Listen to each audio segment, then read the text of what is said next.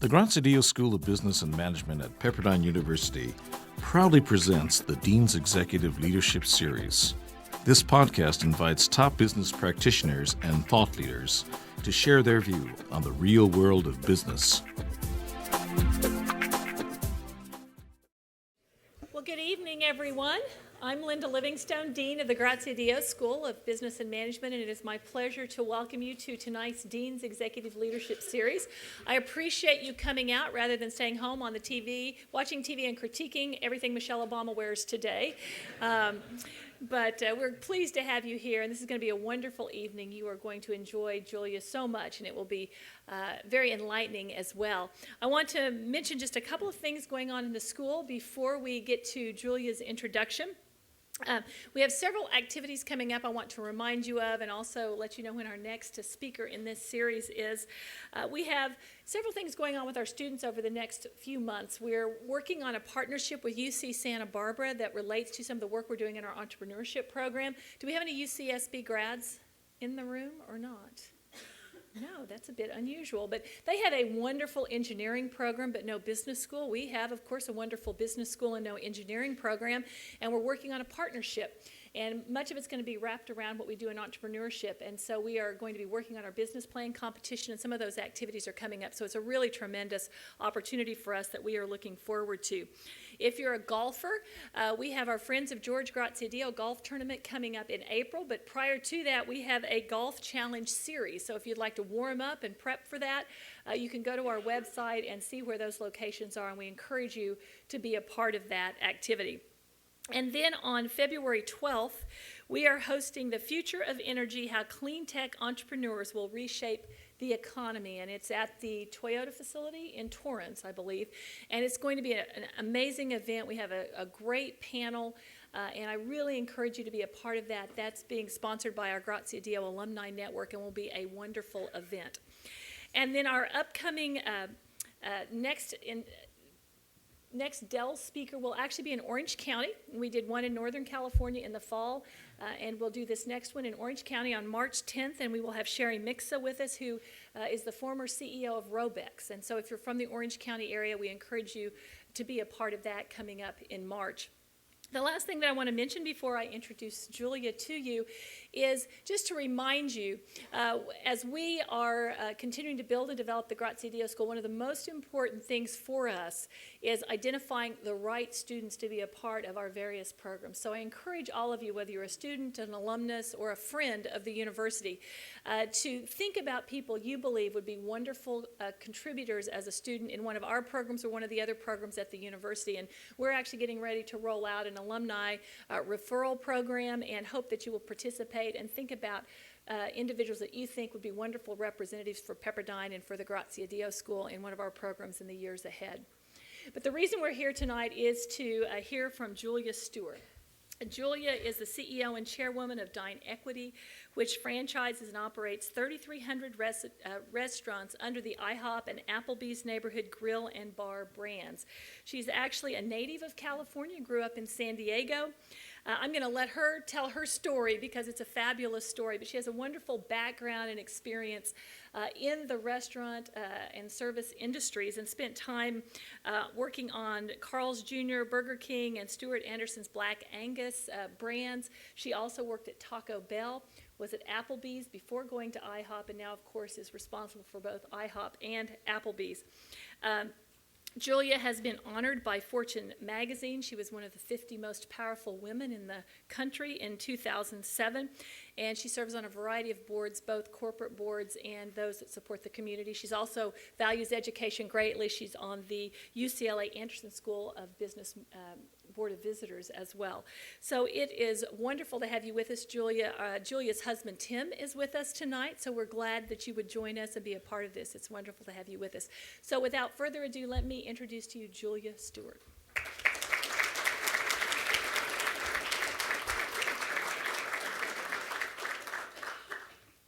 Is my job safe? Is our business stable? Are the strategies that my company using going to work? How will I pay my Visa bill? My dad's 401k has lost 70% of its value. Will I have to help him out? Well, I believe these are the questions our employees are asking today, or people in this room. We as business leaders in this country are navigating through uncharted waters and an area where we have never been before. So I would ask you, how are you keeping your employees moving forward? And today I'm going to share my perspective, and then I'm very much looking forward to answering your questions during the Q&A session so I can hear your perspective. But before I get started, I did want to thank Dean Livingstone for her warm welcome, and thank all of you for having me as part of this executive leadership series. It is truly an honor and a privilege, and hopefully we'll have a good hour's conversation tonight. So with that, I really wanted to ask about what you're doing differently to engage your teams. I think about our two brands, the IHOP brand and the Applebee's brand, and I'm very proud to tell you that we had worked very hard on our strategies and our direction to ensure it was right for the business. But as the business changes and the climate changes and the needs change, I think we spent a great deal of time assessing what was the right thing for our business. Not flip-flops, not 180 degrees different, but I think real solid thinking about what was working, what, if anything, we could change or do differently, especially given the environment that we're in. And so what I'm really proud of is that the leadership team, both at DineEquity and the individual business units, have really focused on what's the clear vision for our businesses, and in spite of the environment, what can we be doing either the same or differently to make it better. And if you think about, obviously this is a historic day today with our new president, it's really interesting because somebody asked me the other day, what do you spend a lot of time doing? And my answer, it's not contrite, it's real, is I give people hope. I mean, people get up in the morning and they want to think and believe that the future is bright and that there is a reason we're all doing what we're doing. We have almost 300,000 employees in the U.S. and overseas that work in these different brands. Many of them are not our employees, they're employees of our franchisees. And they want to get up every morning and believe there's hope. I firmly believe that the average individual does not get up every morning and say, God, I want to be mediocre. I think people genuinely get up and want to believe and be a part of something. And whether it's the busser, the food server, the director of development, the vice president of operations, they all want to be a part of something. And they want to believe in the vision and the hope of these companies. And so it's incumbent, I think, upon us as leaders to make certain that people not only understand the vision, but they believe in it. And so what really has happened to us in this environment that is unprecedented is that us as business leaders had to sit down and say, you know, what kinds of things should we be doing differently and what should stay the same? Now, I'm happy to report that the vision for both of the companies is very, very solid, but some of the tactics, I think we all agreed we needed to change. And one of the things we really had to talk about is in this environment, you have to make really difficult changes and choices for your employees. And it was funny, I was talking to the dean. As recently as this morning, we were in a difficult conversation talking about our business and our brands. And I was telling the dean that there is probably not a day that goes by where we don't somehow make business decisions based on our values. What is core and fundamental to our businesses. And we had that very conversation today, difficult conversations, difficult choices to make. And I would tell you that in this environment, what employees look at the most is they look at their leaders and they're watching their leaders, more so than I think ever before. They're watching the actions you make, the decisions and the choices. Did you stay at a Marriott Courtyard or a $450 Ritz hotel? Did you take a cab or did you take a driver? Did you cut things that you thought were important for you or for the company? Did you make choices that benefited a few or benefited all? I would tell you in this environment more than any other time, the employees are looking at leadership and asking, what are you doing for me and what are you doing to ensure our fate? I can honestly tell you that a number of employees have said to me, I would work less, I would give up more if it meant that my fellow employee could keep their job. More than any other time, it is amazing to me. We announced at the beginning of the year there will be no merit increases this year. And everybody in the audience said, okay, is that it? Is that the bad news for today? Is that it? Because if that's it, I'm great. I'm fine. I'm happy.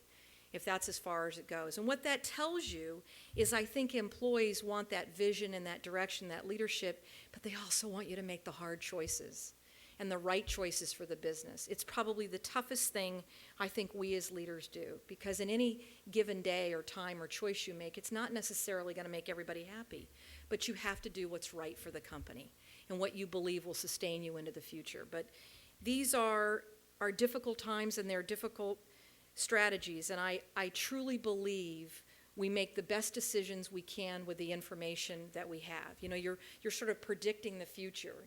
You're thinking you're doing the right thing based on what you think will happen, but it's just that. It's the best that you can do with the information you have. So I have said a million times, in this environment in particular, you stay close.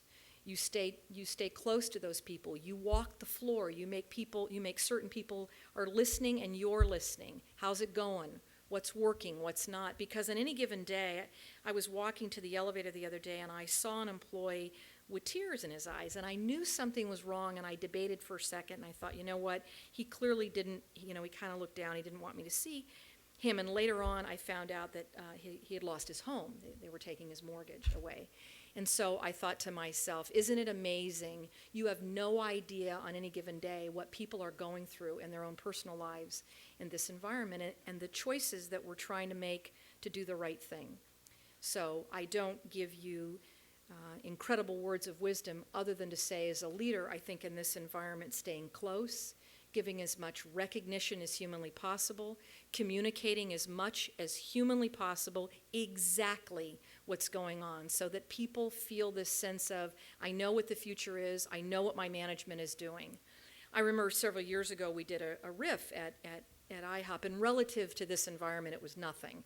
But at the time I remember talking about it, getting through it, and the next day Susie, who answers our phone, who some believe actually runs the company, she's been with us for about 44 years, Susie said, "Good job." And I said, "Well, thank you." And she said, "Now move on." And you have to know Susie, who's kind of aggressive on any day. But Susie's point was, okay, we got through it. It felt bad. I lost some friends, but you did what's right for the company. Now let's move on. And so I think there is this core fundamental belief that in all of us, we just want to know. We just want to be communicated to. We want to understand the vision. We want to believe in our leaders. We want to believe that they make the best choices for us. But at the core of it, we want that connection. And the only way I know how to do that is to get out and meet with them, to be there for them.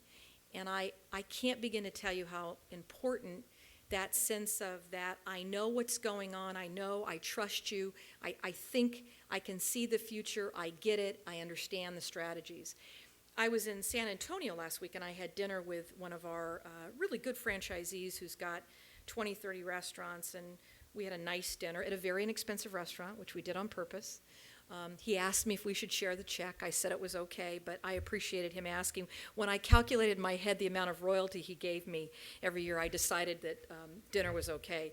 And we kind of smiled. And this is a man, a very wealthy man. Most all of our franchisees are wealthy and multimillionaires, and many from humble beginnings. And he turned to me towards the end of dinner, and he leaned over and he said, "We're going to be okay, right, Julia?" And I thought to myself, now here's a man who drove me to the restaurant in a Bentley, who lives life quite comfortably, who for the New York holiday, I stayed in a rented condo for my kids' spring break, and he stayed the whole week at the Mandarin in New York and had 4 rooms. What is that a night? And I couldn't even calculate it. But he looked at me and he said, "We're going to be okay, right, Julia?" And I said, "We're going to be fine." And I said, "You know why? Because we're all in this together, and we're working really hard and smart, and we're going to do the right thing for the business and our people." And he said, that's fine by me. Let's buy dessert." So with that, he promptly went and bought a dessert. And it was funny because he's not a dessert guy, and I thought that's his little sense of it's all going to be okay. And he drove me back to the Marriott Hotel, and he said, "You know, I really do believe in the future. I wish more people like you believed the glass was half full. We're going to be fine. It's just this difficult times, this uncertainty." And so it dawned on me as I went up to my room, here's a franchisee wanting just that same glimmer, that same understanding, that same leadership is the guy who bussed my table today, or the guy who did the dishes last night. No, that was my husband. I'm talking about in the restaurant. Just joking. He actually did the dishes. But I will tell you, I thought to myself, see, it's all the same. It didn't matter. When you think about all these employees we have, they all want the same thing. They want the vision, they want the hope, they want the belief. They want to believe you're making the right choices and you're part of it. And, you know, in this environment, I think there's so many people who are so afraid of making the wrong move, or that the leader's going to make the wrong move. And so I think the more we inspire confidence in the people that work for us, the more likely we are that we're going to have a great year or a great plan. I refer to it as my leadership shadow, and it's the thing I probably spend the most time talking about. And your leadership shadow has to be there all the time, 24/7. People have to believe that you are making the right choices, that you're smart, and that you're going to involve yourself with all the right people, that you're going to do what's right for the business. And that leadership shadow, especially when you're running it and the buck stops with you, people are watching your every move. I cannot emphasize that enough. They're watching your every move to say, do the things you outwardly say and do they match what comes out of your mouth? Are you saying and doing, are you walking the talk? Do you really care about me? Are you really trying to do what's right for me? I cannot overemphasize that enough. And, you know, when I was going to school, they didn't teach that in business school. They didn't teach that in college, that the walking the top, that the leadership starts at the top. Is the most important thing. And I know that adversity is going to be here for the balance of the year, that these are going to be tough times. And I believe that, and I really believe this in all my heart, I believe there are some companies who are going to fail this year because the leadership doesn't understand. I read a fascinating article, and I will get you the name of it. I passed it on to my whole team about the demise of Lehman. Now, Lehman happened to be our bank who let us borrow $2.3 billion, but we're okay. We still have to pay it back.